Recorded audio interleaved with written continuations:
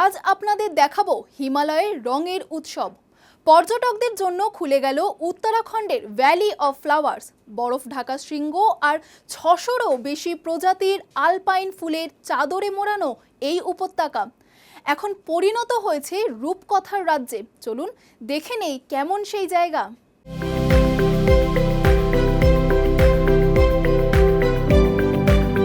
প্রকৃতি প্রেমী এবং ট্রেকারদের এবার প্রতীক্ষার অবসান।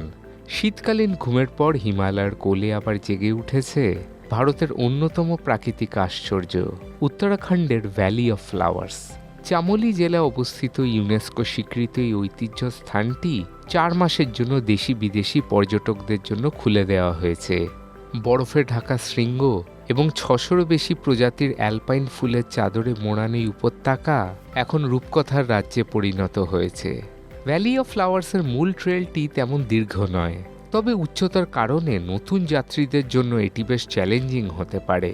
পিপলকোটি বা পুলনা থেকে যাত্রা শুরু হয়। গোবিন্দঘাট থেকেও অনেকে ক্যাম্পিং শুরু করেন। পুলনা বা গোবিন্দঘাট থেকে প্রথমে ট্রেকারদের পৌঁছতে হয় ঘাঙ্গাড়িয়ায়। এখান থেকে ভ্যালি অফ ফ্লাওয়ার্সের মূল প্রবেশদ্বার প্রায় ৪ কিলোমিটার। পুরো ট্রিপটি শেষ করতে মোটামুটি ৪ থেকে ৬ দিন সময় লাগে।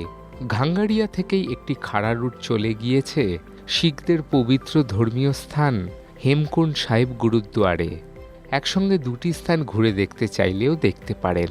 ভ্রমণের সেরা সময়, যদিও এই জাতীয় উদ্যানটি প্রতি বছর জুন থেকে অক্টোবর পর্যন্ত খোলা থাকে, তবে ভ্রমণের সেরা সময় হলো জুলাই এবং আগস্ট মাস।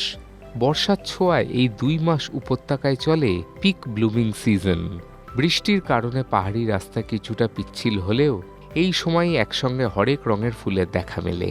এই মরশুমের অন্যতম প্রধান আকর্ষণ হল প্রায় ১৪,০০০ ফুট উচ্চতায় ফুটে থাকা হিমালয়ের অত্যন্ত দুর্লভ ও পবিত্র ফুল ব্রহ্মকমল। কিভাবে পৌঁছবেন? নিকটবর্তী বিমানবন্দর হল দেরাদুনের জলি গ্র্যান্ড এয়ারপোর্ট। সেখান থেকে গোবিন্দঘাট পর্যন্ত গাড়ি এবং পরবর্তী ১৬ কিলোমিটার পথ ট্রেকিং করতে হবে। অপরদিকে নিকটবর্তী রেল স্টেশন হল ঋষিকেশ। স্টেশন থেকে গোবিন্দঘাটের জন্য নিয়মিত বাস এবং ট্যাক্সি পাওয়া যায়। তাহলে আর দেরি না করে এই জুনেই ঘুরে আসুন উত্তরাখণ্ডের ভ্যালি অফ ফ্লাওয়ার্স থেকে।